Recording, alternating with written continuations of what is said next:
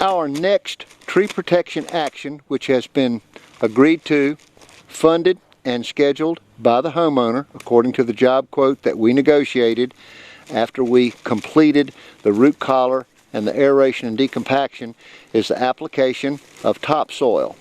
Now you can buy this product in bulk and bring it in. We've in the past sold 22-yard dump truck dump beds full of this topsoil for $450 up to $750, depending on where it had to be hauled, delivered, and dumped. Additionally, it would take another couple of $100 to spread it into the critical root zones of the trees manually. This is not done mechanically because you obviously don't want to drive a 4,000-pound skid steer into this carefully prepared critical root zone. But in this particular case, we don't have any bulk topsoil available, and we have a time constraint and a construction timeline to comply with, and he's about to start construction on the 2 greenhouses in this immediate area. And so we went to the local general store, bought the potting soil, this was topsoil, and then I think we combined it with potting soil. One is a little bit finer than the other, and they pour into the trenches and combine and mix with our inoculants on a very fluid basis. They since we don't have enough money in the budget to buy, and availability of topsoil is not here at this time, we have to just fill in the trenches, and then we're going to water it in with our biostimulant and then rake it over and smooth it. And at that point, we've done everything that's been funded in this phase of tree preservation. As you might recall, we did the root collar and the aeration and decompaction for $550.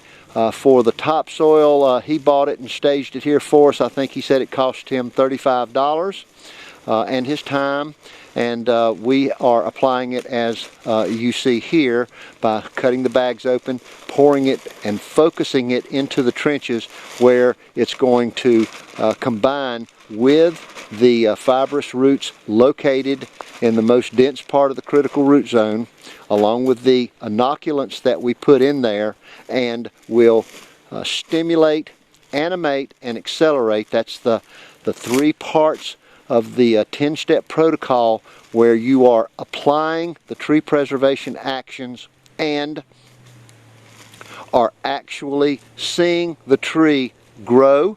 And as it grows, there are things that you can do to accelerate that process with additional soil amendments, water, and mulch. Now, mulch needs to be applied to the surface after we're finished, and this will be indicated in a follow-up action that is expected of the homeowner. Every tree preservation action that you initiate will have follow-up actions that either you or the homeowner will be responsible for. In this particular case, he's going to be responsible for acquiring a 2 to 4 inch layer of hopefully composted shredded mulch, not shredded bark or a shredded diseased tree, because you can transmit a lot of diseases by using the wrong kinds of mulch here, and it's going to lay on top of the soil. If you're going to incorporate it into the soil through mixing, which we won't be able to do at this time, we'll show you in a separate clip exactly how that coordinates with the tree preservation process and the 10-step protocol. But we can't do that because we don't have enough soil, topsoil and mulch here to incorporate into it. Mixing is an incorporation process, and what we've done is trenched and inoculated and then filled it in with topsoil, and then we'll rake it over, and the additional follow-up action of watering with a soaker hose will be the owner's follow-up, and we have scheduled that to be done. just as FYI, you're going to have to make periodic emails to your customer reminding them of these actions, because they're not going to remember. It's up to you, and many times if they get behind on these things and you offer attractive prices, they'll bring you in to complete these follow-up actions, and you will be adding more jobs onto your working invoices that will beef up your bottom line every time you go into the yard. That's what we have said.